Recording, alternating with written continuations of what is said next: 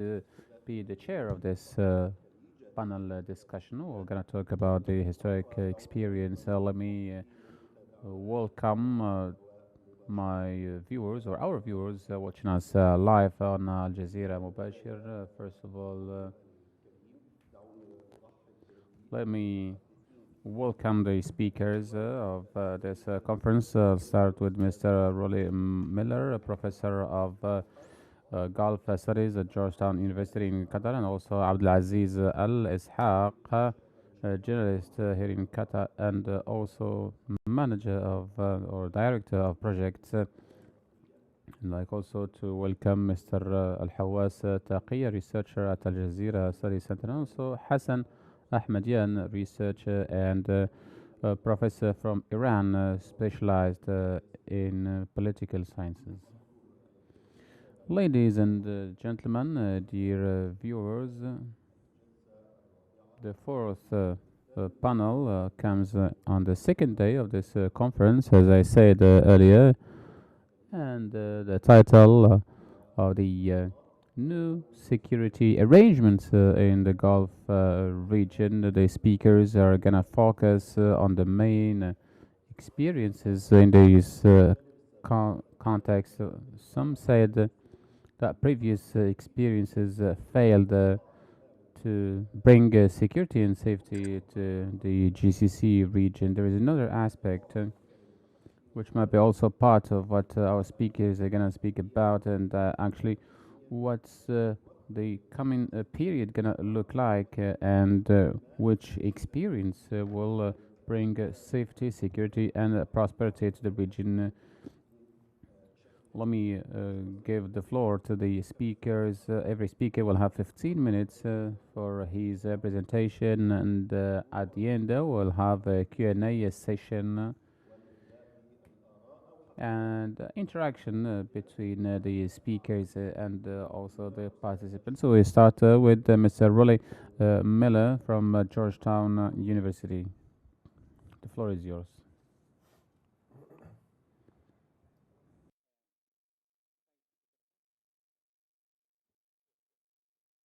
Okay, good morning.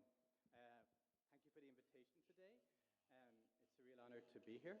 What I want to do this morning is kick off this session on security arrangements and models by looking at one of the newer security arrangement models, but is a continuation of what has been evolving over the last number of years. And that is informal, what I call informal multinational security coalitions.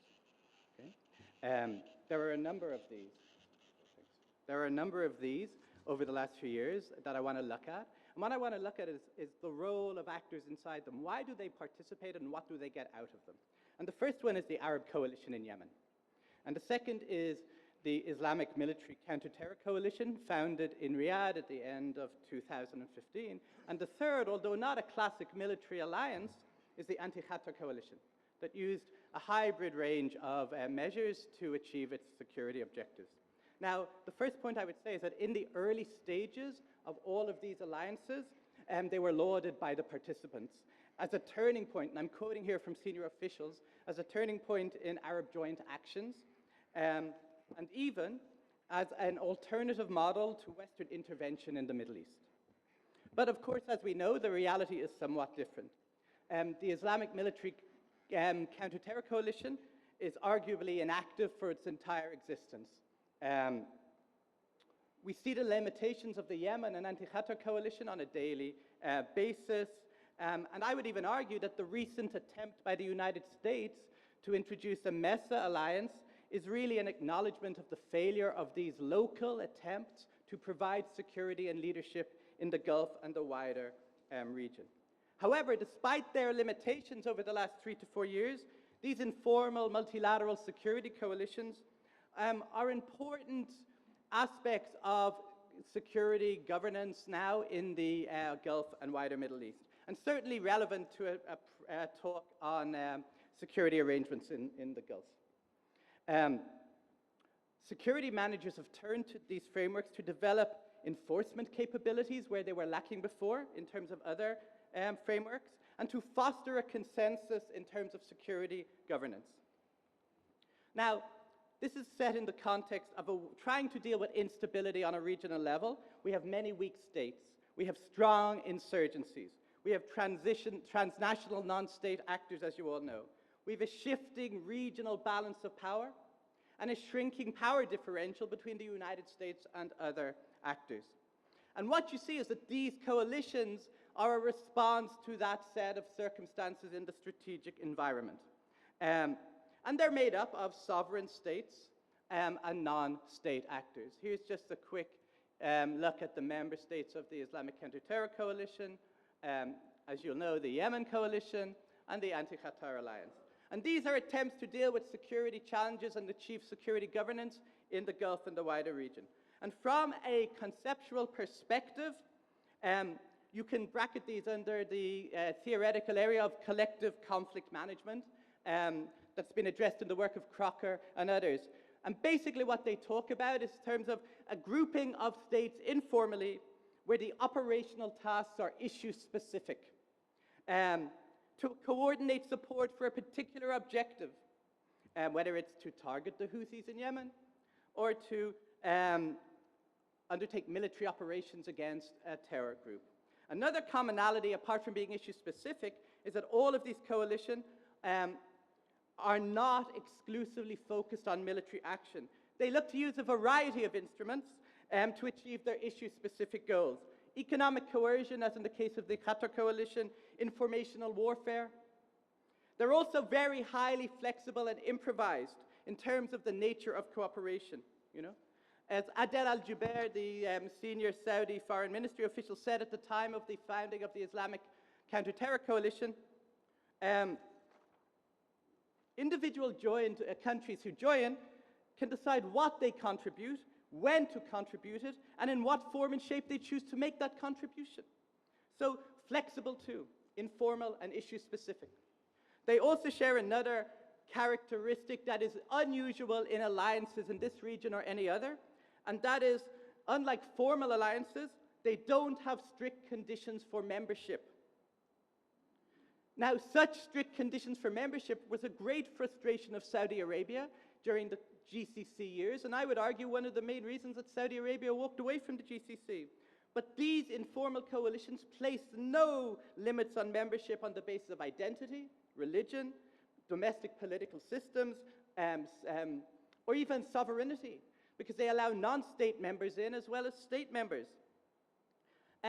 Some of these countries do not even have a Muslim majority, okay, included in the anti-Islamic Counter-Terror Coalition. So there is huge flexibility in those terms.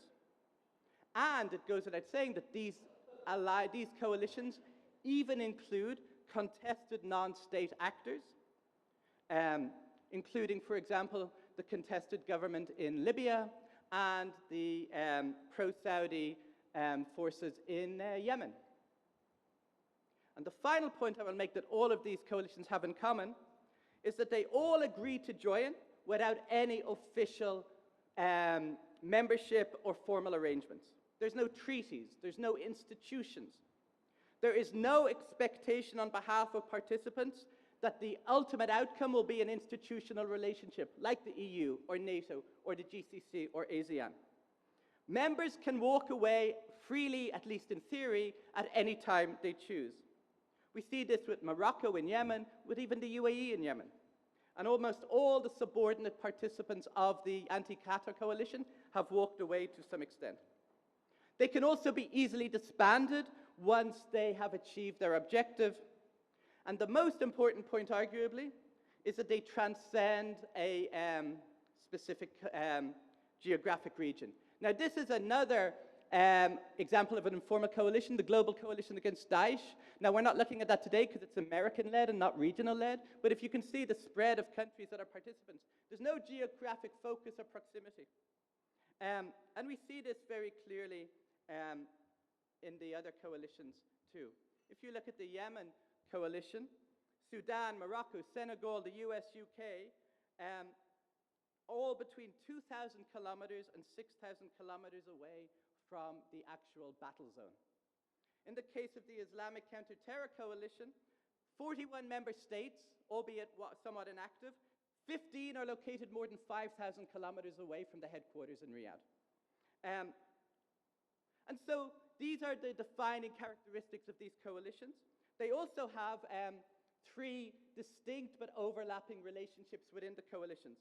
The first is between major external actors like the United States and regional middle powers like Saudi Arabia. The second is between middle powers in a leadership role like Saudi Arabia and middle powers in a subordinate role like Pakistan. And the third is between the middle power leaders like Saudi Arabia and the UAE and subordinate actors in the region, and you can name any number of them. And so because of this dynamic and because they share the same characteristics, these coalitions allow us to look at some of the important debates in terms of alliance, formation, and duration, and the interrelationship between dominant and subordinate actors in alliances. So for example, to give one example,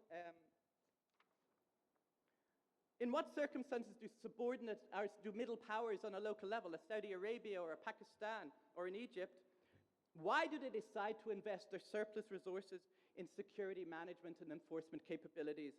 Why are they willing to take financial risks, diplomatic risks, risk their military capital, their political capital, to set up these organizations that may well fail, as we've seen they have done? Does ownership of these organizations by local dominant actors provide more security for them, their allies, and the region? These are good arguments to look at, and I just want to expand on them. Beyond anything else, these new types of regional security arrangement are very important in thinking of how countries perceive their threats and how they perceive their responses to it. Now, traditionally, subordinate actors on the regional level have been attracted to formal multilateral organizations like GCC or a NATO or an EU because they offer subordinate states collective power.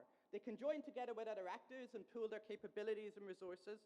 They also allow them some level of institutional influence. If you're a subordinate actor in a formal alliance, you can attend meetings and maybe chair meetings. You can win over people in the conference room to your points of views. But there are no institutional opportunities in informal security alliances.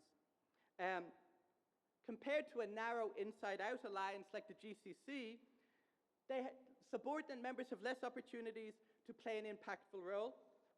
They cannot take advantage of institutional mechanisms because there are none. There is only one exception to this in these informal alliances, and that is middle powers who are not leaders dealing with middle powers who are leaders.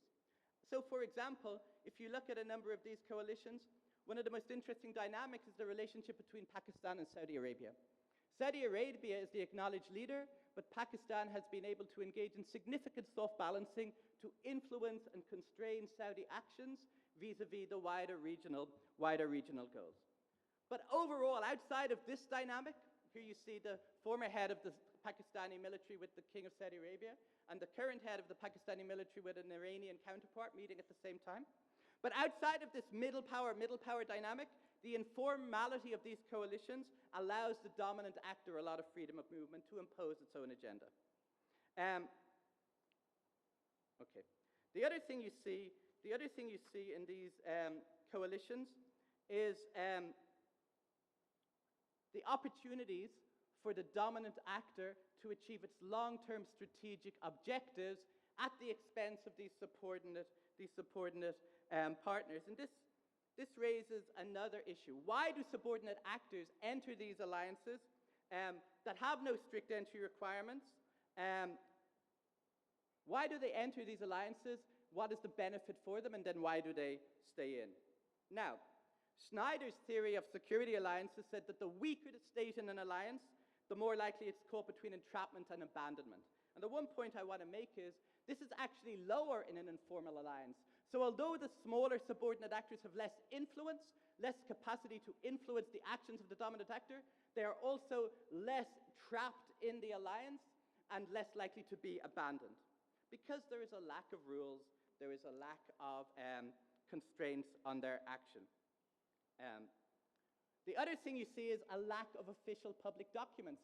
Because there is no formal treaties, constitutions, it is very hard for the dominant actor to hold the subordinate actor to account. Okay. Now, a couple more points I want to make before I'm happy to discuss this in the conversation that follows. The other important point for the subordinate actor is that if you are a member of a formal multilateral organization like NATO or the EU or the GCC, you can remain a member for many decades, arguably without actually doing anything, being an inactive member. But in an active, issue-specific informal security coalition, an inactive member is not really a member at all. Subordinate actors who do not participate are not contributing. So they have nowhere to hide, and free riding is very difficult. And the final 2 points I will make is the risk of abandonment, though, is also less. Because when you're not formally constrained by an actor that's dominant, even though you cannot hide behind them, you also do not have to follow them. And we see this in the Syrian context with the Kurds and Trump as well. But strictly speaking, and this is my final point, informal security coalitions don't even have the possibility of abandonment because they're not strictly collective security or collective defense frameworks at all. They do not offer security. They do not offer a defense umbrella. They do not even offer the promise of help to subordinate actors in times of need. That is not their raison d'etre. The point is issue specificity, and the mission is why they exist. Okay? And so what you see is, and I just tried to introduce it here briefly, is that these are new developments in the spectrum of security frameworks in this region. They have shown themselves to be not fit for purpose in the last few years, but I argue that because of a lot of the characteristics, because of the wider strategic environment, they will continue to be a significant consideration both for subordinate and dominant actors going forward. Thank you. أشكرك شكرا جزيلا روري ميلر أستاذ الشؤون الخليجية جامعة جورج تاون في الدوحة وأتحول الآن للمتحدث. I give now the floor to Mr. Abdelaziz Al-Ishaq, Head of Projects at Dar Al-Arab Media Institution.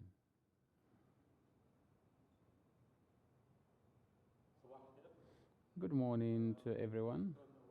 Thank you so much for the invitation. I'm going to start my paper by going back a little bit to history to have some kind of introduction.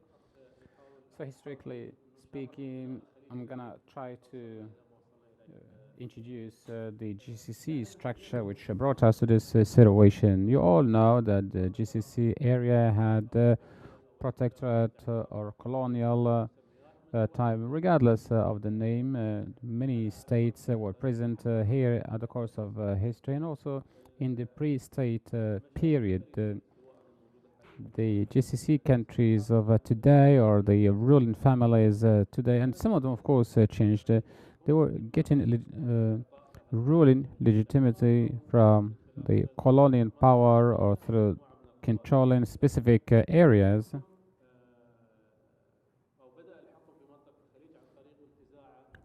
Through controlling specific areas, and of course there was not all the time democratic, and these countries with their transition and also with the change at the level of the colonial states and powers, there were also different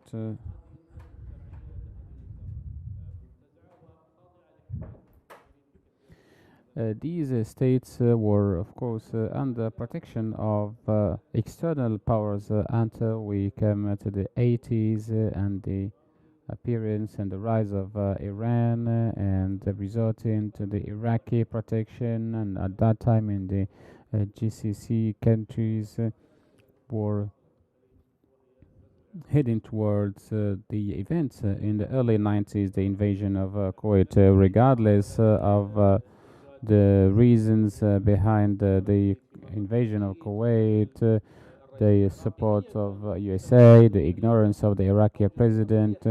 At the end of the day, we had the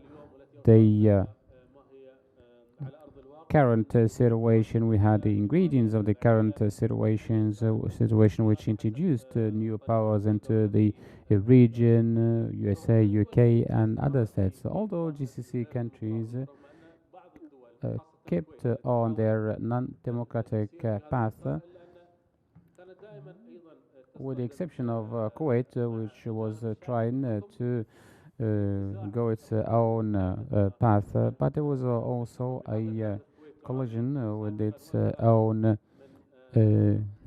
people. That's why Kuwait is always having a kind of instability. The parliament is regularly dissolved by the emir, and also before the invasion of Kuwait by Iraq, the parliament was not functioning. I think the problem what we have today is we have more than one Saddam, and the Saddam intention is present in more than one country. So everyone wants to be Saddam, but in the picture of Jamal Abdel Nasser, the Arab leader who wants to lead the whole region by starting in the GCC countries. So everyone is concerned about his interests. So everyone wants to be Saddam, with further smaller Saddams following him. In the beginning,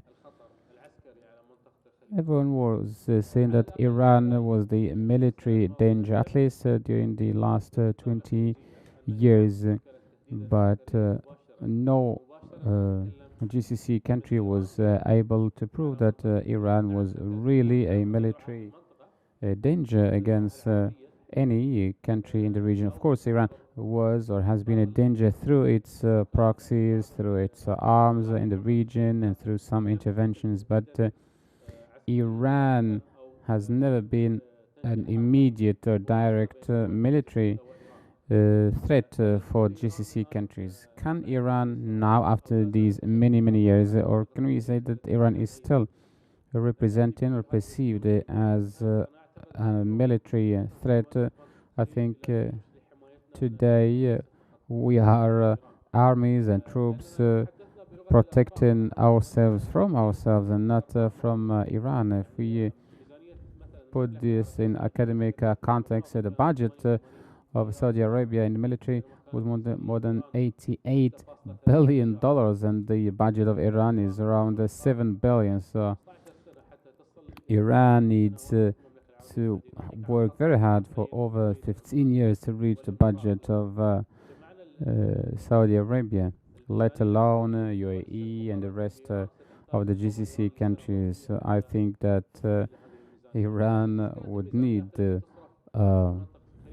alone a year to reach the budget and the financial resources deployed and spent by all GCC countries. So I think that we are spending huge financial resources to guarantee foreign protection and to acquire military equipment. And Iran went rather for domestic production.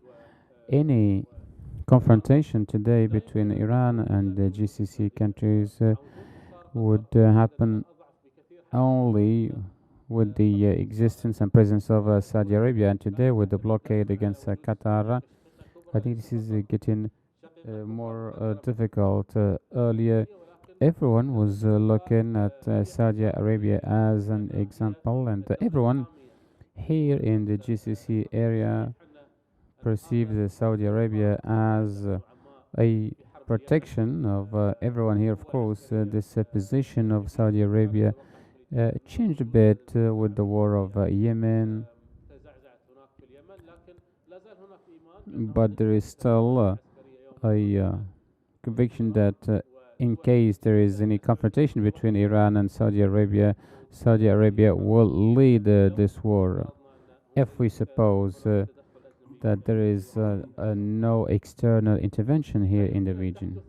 Question: can we have a war, or can we see a war against Iran? I mentioned this earlier. I don't think that there will be a war against Iran. The $88 billion that Saudi Arabia spent, I think this wouldn't have been possible if Saudi Arabia didn't have or didn't portray Iran as the big enemy in the region. I think that the colonial powers of the GCC countries, no matter under which context they come, Donald Trump specifically,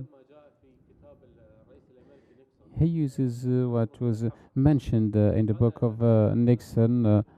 Victory without war, and this is actually the objective. We saw that in the Iraqi-Iranian war. Nixon, in his book, said if we achieve two goals, we can achieve victory without war. Of course, making the enemy look bad, and this is what USA is doing, meaning Iran portraying the enemy in a better position, in a weaker position, and also to make the others afraid from this enemy. And the second objective is the ongoing threat through using war and equipping armies and troops. And Nixon said that this is the only way to achieve victory without war, and this is actually the policy of USA in the recent time.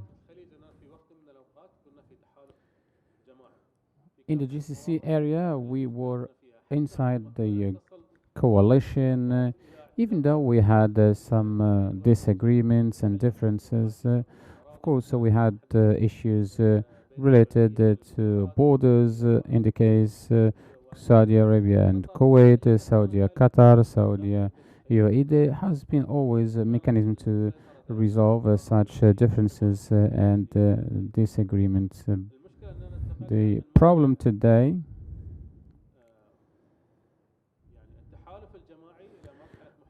is we moved out from collective coalition to trying to destroy the partner or the neighbor, and this is not something I say, but there are reports showing that some big players in the region want to dominate the decision in the GCC area, and there are attempts by GCC countries to undermine other GCC countries. We saw also that some GCC countries support some military coups in other GCC countries. Of course, the blockade of Qatar was a turning point in 2017 because it turned the GCC countries, regardless of the circumstances and conditions, these countries are now looking for bilateral coalitions, and they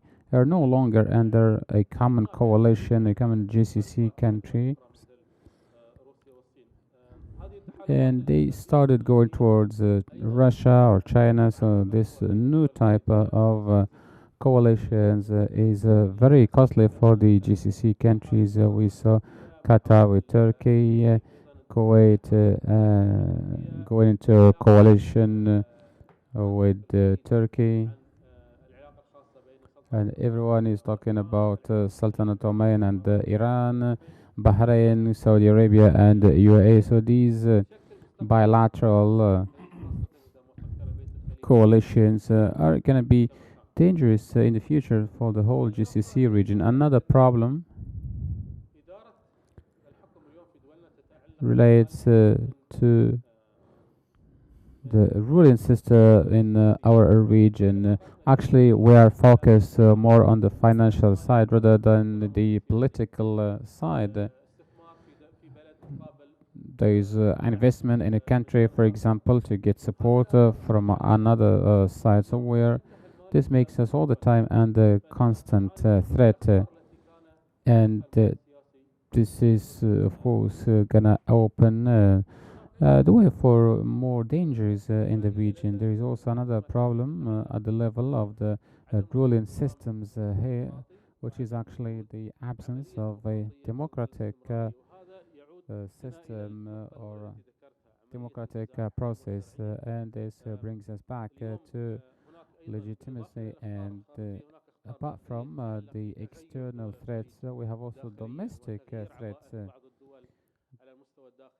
there are huge changes within the GCC area. We have that the conservative streams are dominating in the region, and we might have collision between the conservative streams in the GCC area and the if we call them the reformist streams. For example, there might be a disagreement with regard to changing the education system and so on. And on the long run, we might see some of these issues. I'm gonna conclude within 2 minutes. هل يمكن يعني سأختم بنقطتين. النقطة الأولى أنه أي نظام أمني خليجي جديد Any new GCC system would not be fully democratic. I'm gonna give an example. For example, fighting the Muslim Brotherhood, it's not fighting a thought or an idea, whether it's religious or political. The real problem in the GCC area, the ruling system is based on tribal arrangements, and the tribal system would collapse only, and the tribal system would resist only with the existence of a religious background. And therefore, I think that here we see the real problems. As long as there is no democracy and no real democratic system, all these states will keep fearing Iran, fearing also external players, and will try to remain under protection, whether it's Arab, US, or Western. This concern will remain, and this fear will remain in the region, and the protection will remain in the region forever. Thank you so much. Thank you so much. We have to thank Mr. Abdelaziz Al-Ishaq. Thank you for respecting the time allocated to you. Now we're gonna give the floor to our colleague, Hawas Taqiyya, researcher at Al Jazeera Center for Studies. The floor is yours. شكرا جزيلا. لاحظوا أننا نعيش اليوم في مرحلة انتقالية على المستوى As we can notice today, we are living in a transitional era and transitional period. And if we dig into this transition, we have to say that there is a lack of stability. And this also applies to what happens in the Middle East and the other areas of the world. In this period, there are new powers worldwide. Some powers are gaining more strength, but other powers are losing some strength, like the United States of America. But Russia are strengthening their dominance and their powers. And this happens constantly. So there are some traits that have to be analyzed in this transitional period. And we have to envisage and conceptualize the way to analyze this situation. The main trait is the lack of stability.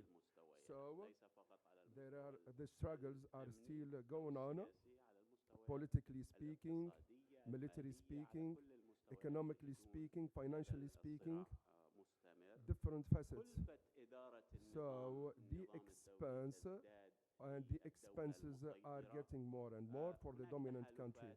There are many coalitions that are being built and others that are collapsing for the time being.